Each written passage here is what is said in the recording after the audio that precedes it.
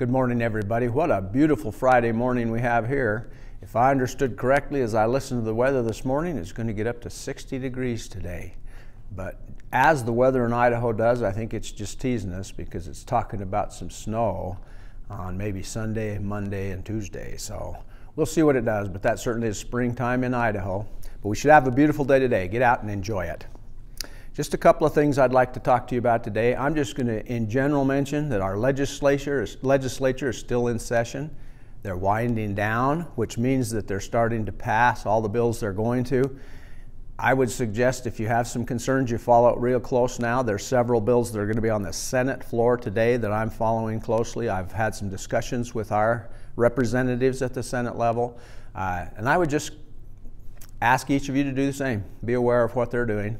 It's not hard to get online and find out what they're talking about, and it's really easy to contact your representatives and have some discussion with them about what's going on. So I would just encourage you to do that.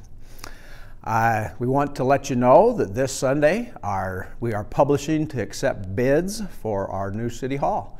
It's great to see it get to that point, and hopefully within the next couple of weeks we'll have those bids let, and then we'll be able to set a time to have a groundbreaking over there where the new City Hall is going to be built.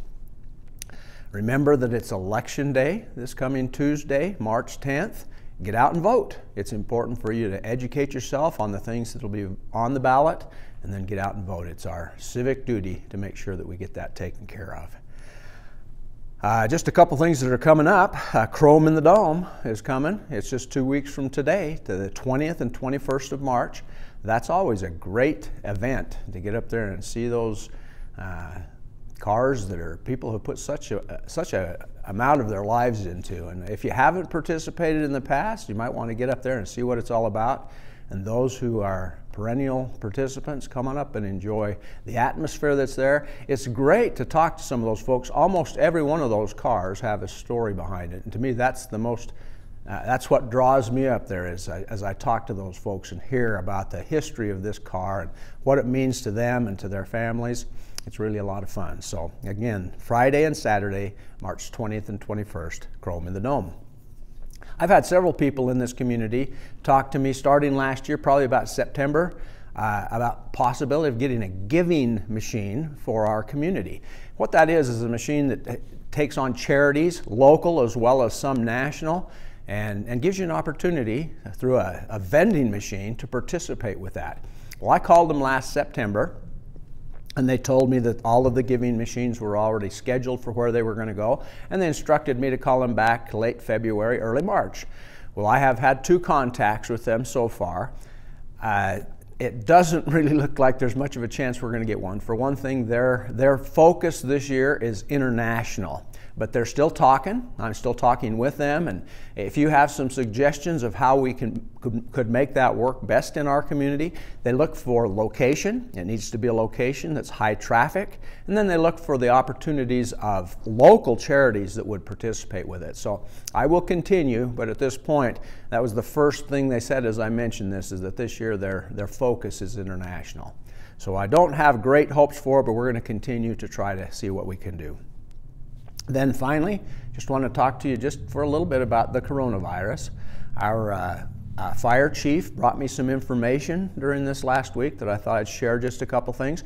For one thing, there have been no reported cases in our state.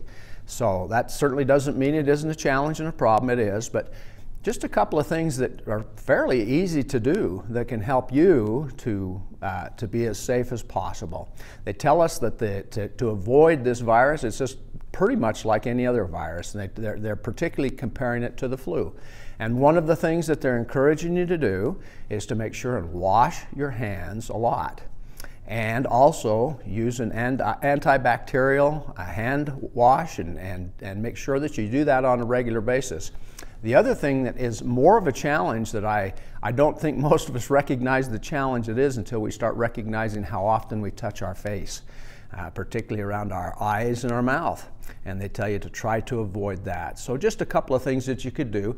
But they say if you do get feeling sick, one of the things that would be a real concern is if you're starting to feel like you have a bit of flu, but you're having a lot of respiratory problem with that. That's one of the key signs to this coronavirus.